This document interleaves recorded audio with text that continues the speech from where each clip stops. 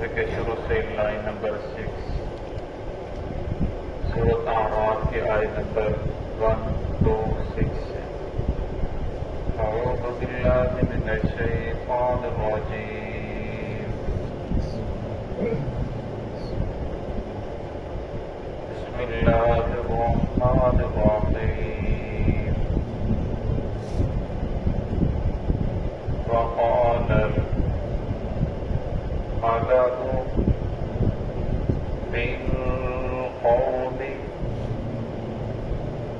فرعون أتذر موسى وقومه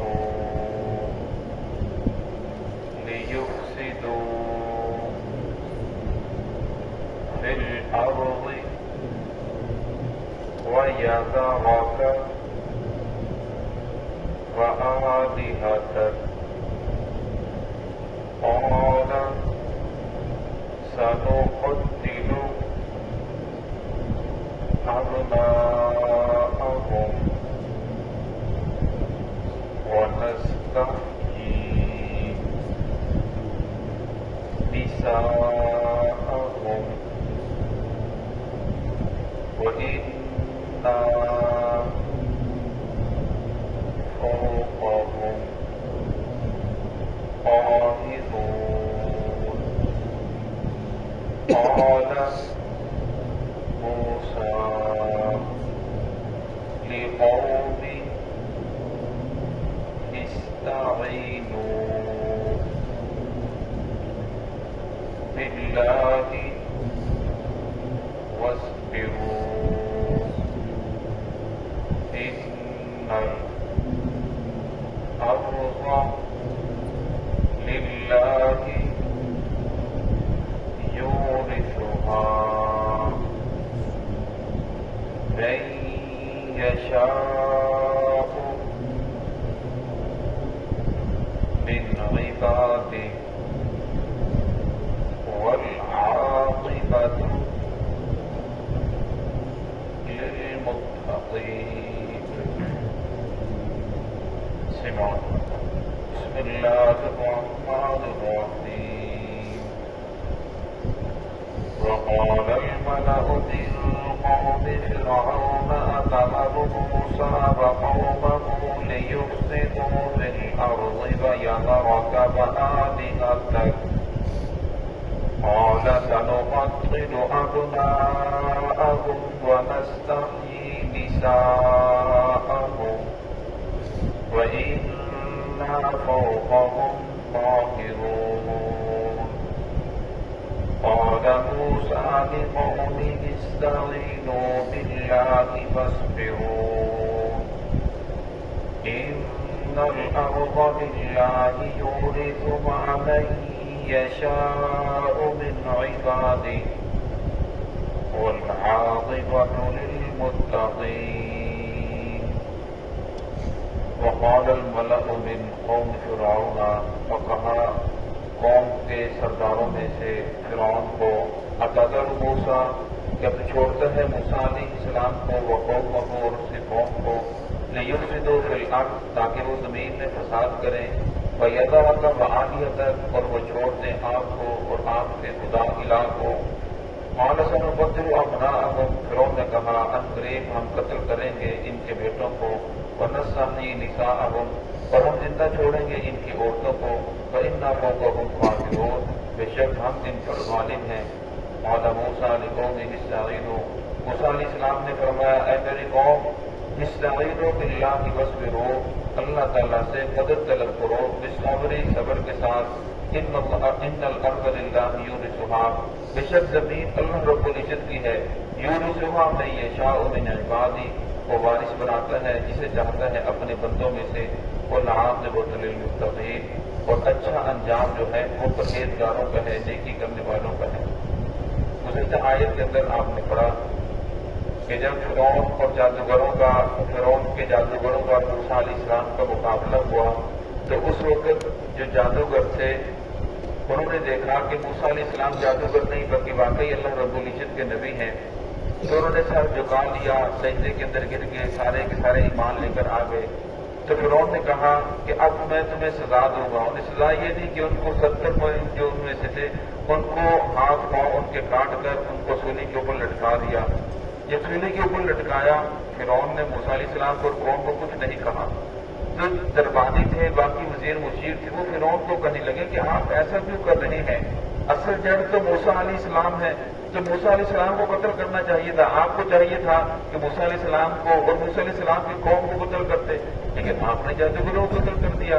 جیسا کہ جادوگروں کے قتل کرنے سے جب موسیٰ علیہ السلام اپنی نبوت سے بعد آ جائیں گے، اپنے دعوی نبوت سے بعد آ جائیں گے، جب موسیٰ علیہ السلام اپنی دعوت کو چھوڑ دیں گے، لہٰذا یہ تو نے بہت غلط کیا ہے، تجھے ایسا نہیں کرنا چاہیے، بلکہ تجھے یہ چاہیے تھا کہ تو موسیٰ علیہ السلام کو اور موسیٰ علیہ السلام کی قوم کو قتل کر دیتا۔ قرآن پاک میں دوسری جگہ ہے وَجَاهَدُوا بِأَنفُسِهِمْ کہ فرعون جو تھا وہ جانتا تھا کہ موسیٰ علیہ السلام واقعی اللہ رب العزت کے نبی ہیں، اور اللہ کے نبی کے اوپر ہاتھ ڈالنا براہ راست پھر اللہ رب العزت کی پکڑ آئے گی، اللہ کی پکڑ آ سکتی ہے۔ اب ان نے موسیٰ علیہ السلام کے اوپر تو ہاتھ نہ ڈالا اور جو جادوگر تھے ان کو قتل کر دیا۔ پھر ان میں سے جب ہر ایک آگے بڑھنے لگا تو ان کو بھی یہ کہہ کر چھوڑ دیا کہ آج ٹائم ختم ہو چکے ہیں، باقی کو کل قتل کیا جائے گا۔ تو یہاں اللہ رب العزت نے اشارہ فرمایا کہ ان کے جو درباری تھے وہ فرعون کو کہنے لگے کہ ان کو کیوں چھوڑ رہا ہے؟ اقدر موسیٰ وقومہ لیفسدوا فی الارض تاکہ یہ زمین کے اندر فساد مچائیں، دوسرے لوگوں کو بھی دعوت دیں، ان کو اپنے ساتھ ملائیں۔ اللہ کا فعالیہ تک یعنی اس وجہ سے کہ اس نے آپ کے الہوں کو چھوڑ دیا ہے اور آپ کو چھوڑ دیا ہے۔ موسیٰ علیہ السلام بارے میں فرعون کے بارے میں آتا ہے کہ وہ باقی لوگوں کو تو یہ کہتا تھا کہ انا ربکم الاعلی کہ سب سے بڑا خدا میں ہوں، لیکن جب تنہائی میں جاتا تو اس نے بھی اپنا ایک بت رکھا ہوا تھا جس کو سجدہ کرتا تھا اور جس کے سامنے وہ منتیں سماجتیں کرتا تھا۔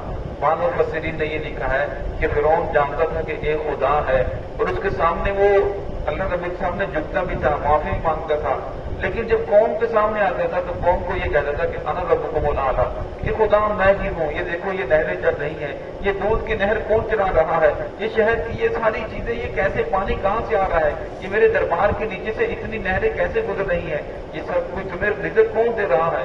تو کہتے ہیں کہ رزق بھی یہی دے رہا تھا ان لوگوں کو۔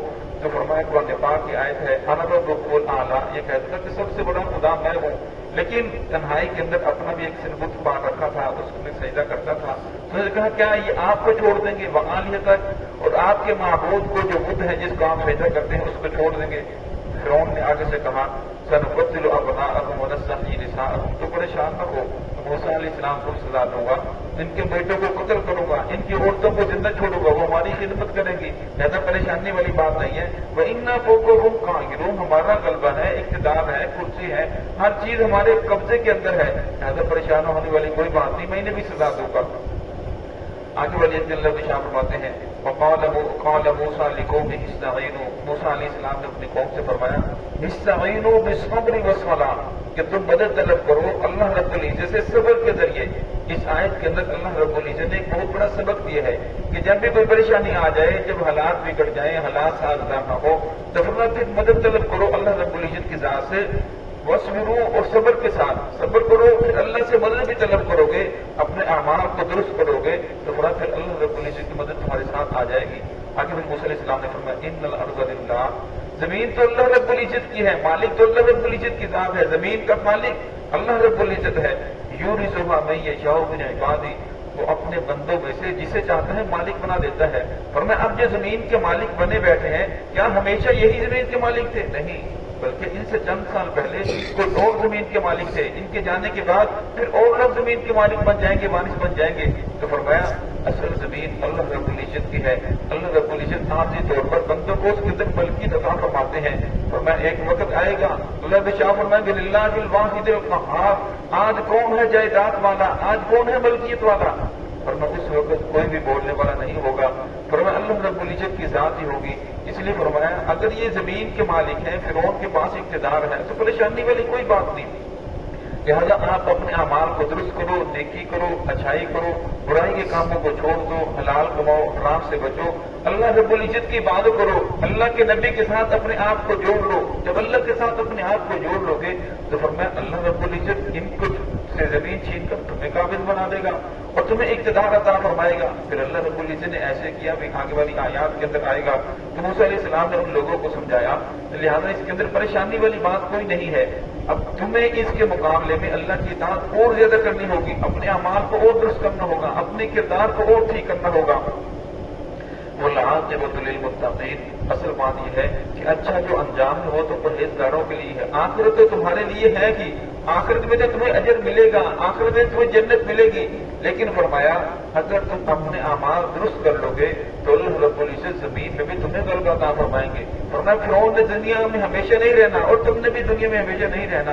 तो अल्लाह रब्बुल इज़्ज़त फिरौन से छीन कर तुम्हें मालिक बना देंगे और तुम्हारे पास इक़्तिदार आ जाएगा, कुर्सी तुम्हारे पास आ जाएगी। लेकिन शर्त यह है कि पहले अपने अमाल को दुरुस्त करो, अपने नबी के दामन के साथ अपने आप को जोड़ लो। जब अमाल दुरुस्त करोगे तो फरमाया इसी जमीन के वारिस, इसी की मलकियत अल्लाह रब्बुल तुम्हें अता फरमा देगा।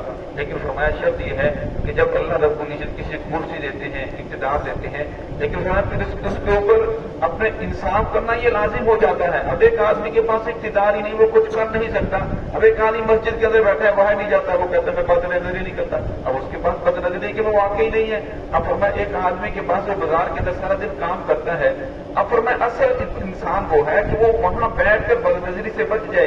एक इंसान के पास हलाल हराम के मौके मौजूद है, अब फरमाया फिर वो हराम नहीं कमाता। फरमाया असल इंसान वो है कि सब कुछ होने के बावजूद, कुदरत के बावजूद फिर ये हराम नहीं कमा रहा। एक इंसान के पास बदला लेने की ताकत मौजूद है, अब वो कहता है कि मैंने माफ कर दिया और मैं इसे अल्लाह रब्बुल इज़्ज़त अता फरमाएंगे। इसलिए यहाँ भी मूसा अलैहिस्सलाम ने समझाया कि तुम लोग अपने किरदार को दुरुस्त कर लो, अल्लाह की मदद तुम्हारे साथ शामिल हो जाएगी। तो है कि अल्लाह रब्बुल इज़्ज़त हम सबको अपने अमाल दुरुस्त करने की तौफीक अता फरमाए।